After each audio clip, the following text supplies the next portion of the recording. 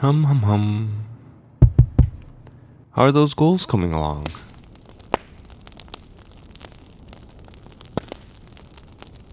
Welcome to the Gamified Life. 3 ways to run your life. First off, we have tasks. Time and time again, we already know that to move to a better space in life, you need to create a to-do list. However, we constantly find ourselves stuck with what to do. In the previous video, I explained different areas of life that you could consider, which values vary depending from person to person. So using those 8 main life categories, let's go over some examples of tasks for each one to help you get started. Starting off with health goals, these revolve around 3 main areas: exercising, diet, and sleep.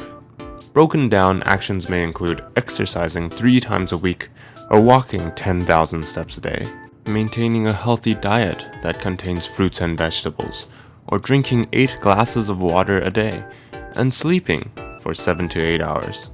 The emotional and outlook category focuses on being clear with your emotions, having energy and positivity for what's to come. Things like brewing some tea for relaxation, writing a positivity journal where you record your wins, or even vibing to some music. As for the life category experiences, perhaps trying something new every month, such as wine tasting or skydiving, picking up a new hobby to explore, such as gardening or cooking, or perhaps you could decide to go on a trip somewhere, where you can experience culture and diversity. Experiences, however, require going out of your way a little, booking them into your calendar or buying the necessities to start a new hobby.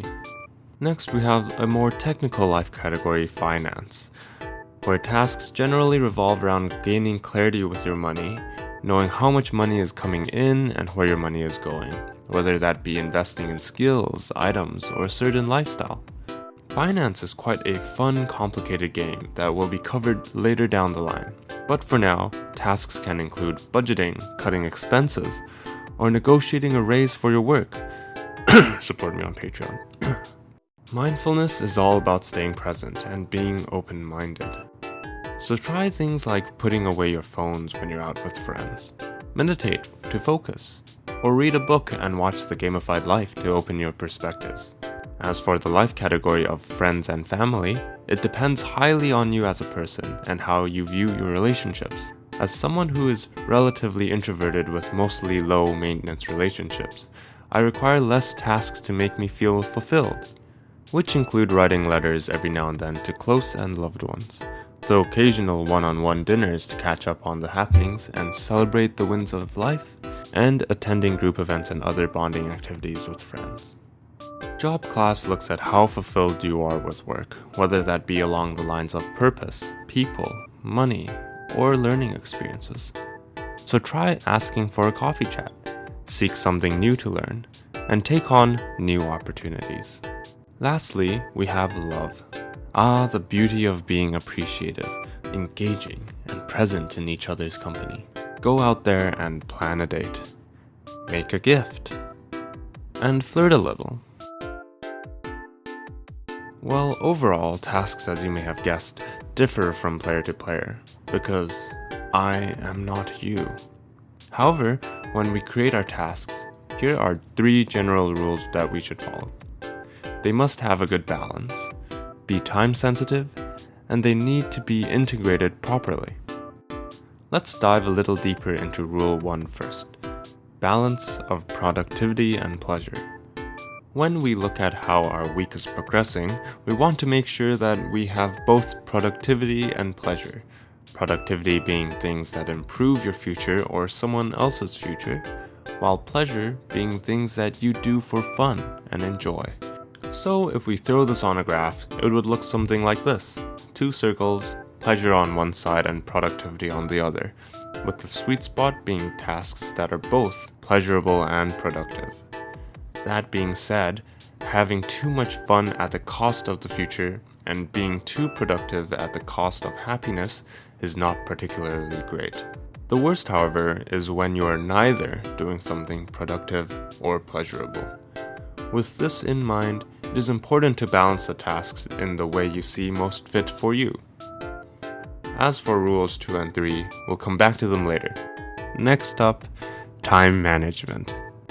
In a day, all of us have a measly 24 hours, with which we do all sorts of things: sleep, work, eat, socialize, hobbies, and miscellaneous things like getting ready or transiting. A typical 24-hour day varies from person to person based on their current lifestyle habits and arrangements. So your typical day probably isn't as difficult looking as mine. Before we can optimize our schedule, let's separate out the restricted time slots for tasks we must do every week. Things like sleep, or school and homework, maybe work, perhaps church, or even family time. For me, I like to split my schedule into workdays and weekends. Starting with workdays, my daily must-do tasks include sleep, work, eating breakfast, lunch, and dinner, and getting ready in the morning, plus transiting to work. What I'm left with is 5 time slots to do whatever I want. As for weekends, this is pretty much packed with flexible time slots aside from sleep, the regular miscellaneous tasks like brushing up in the morning, and food. So what do we do with all this free time? Well, remember those tasks from earlier? We can convert the tasks we created to the amount of time required and fill them in the free time slots. These can include anything like meditation or hobbies, exercising, dinner with friends, or reading a book. But alas, never be afraid of intentionally scheduling free time, or mixing tasks together such as dinner with friends. As we all know, there is only 24 hours a day, so this is our first hard limit: time restraint. Looking at our current setup, we only have a limited amount of free time each week to complete our tasks with. This is why we need rule number 2 from our 3 rules of tasks: time-sensitive tasks. Time is limited, and there are so many things to do, so how can we possibly get to all of our tasks? Well, first off, we can break large tasks down into several small tasks that we can slot in our schedule, slowly chipping away at the lofty goals that were set, making them more manageable. Second, figure out what needs to be done first through prioritization. What is urgent and required, and what can be put off until later. Thirdly, weighing out the pros and cons. For example, cooking your dinner at home, which will require doing groceries, cutting up all the vegetables, cooking and eating, generally costs around 2 blocks of time, versus ordering delivery, which will cost no prep time at all, straight to the food. With the pros and cons of healthy eating, leveling up your cooking skills, spending money and time. Fourth, but arguably the most important of all, pre-planning your time. Knowing what your plans are for the day, either prepared in the morning or the night before, so you don't fall into the leisure trap of not knowing what you're doing, and relaxing for an hour, which turns into 2, and then an entire series. Once again, players are different from one another, so naturally, the way time is spent will be very different for each player, as well as the amount of free time we have differ. Some players might have their ideal life set as being extremely spontaneous and free, while others may need a strict schedule that keeps them on track. So when you ask me, you have so much free time, why are you so slow at making videos? Yeah, let's move on. Next up, energy. This is my favorite priority system. Each person has a little battery that represents how much energy they have to complete our goals and tasks, where each task requires a certain amount of energy. To understand energy better, let's take a glimpse at a day in the life of Jeff. Waking up, Jeff seems to be quite tired. How was your sleep? This sets the initiation energy package. During the day, Jeff is slowly completing tasks at the cost of using energy. Work is really tiring Jeff out, Jeff thinks, as he feels his energy bar running low. Perhaps it's a time to get an energy boost. He opens his secret energy drawer and discovers several energy boosting options. We have the Choco-Nom chocolate bar, which adds 15 energy and 10 agility for 10 minutes. The instant Cope coffee, which adds 20 energy every 30 minutes for 3 hours, with a side of attentiveness. And lastly, The legendary love letter, which gives a whopping 50 energy multiplied by your relationship stat. So keep that relationship healthy for more energy. This one comes with unlimited uses until the relationship expires. Later on in the day, Jeff noticed that he's already tuckered out and ready to go home, but his coworkers are still full of energy. This leads us to our next point. Each person has their own capacity for energy. The battery size is heavily dependent on your current lifestyle and how long you've been working on health and mental strength. So if we go back and take a closer look at Jeff's battery, it is evident that it needs a little help. We can observe that Jeff likes lying around all day, on his phone, staying up at night, taking in lots of snacks instead of working out, sleeping well, and eating healthy. Jeff also lives in a very dark, depressing atmosphere with little to no sunlight and positivity, instead of being optimistic, which in turn makes for a solid, small battery. Very, very sad. On the flip side, in the mirror world where Jeff can pretend that he has a very large energy capacity, he still feels that even with a larger battery than his friends, he's still inferior. Someone who just isn't quite as good, and someone who's slow regardless. A big part of that is because of power efficiency. The amount of energy used is based on the proficiency of the task. With a higher skill level, you can complete tasks faster with less energy, compared to the less experienced who need more energy and time to complete tasks. So this begs the question, is this why you take so long on your videos?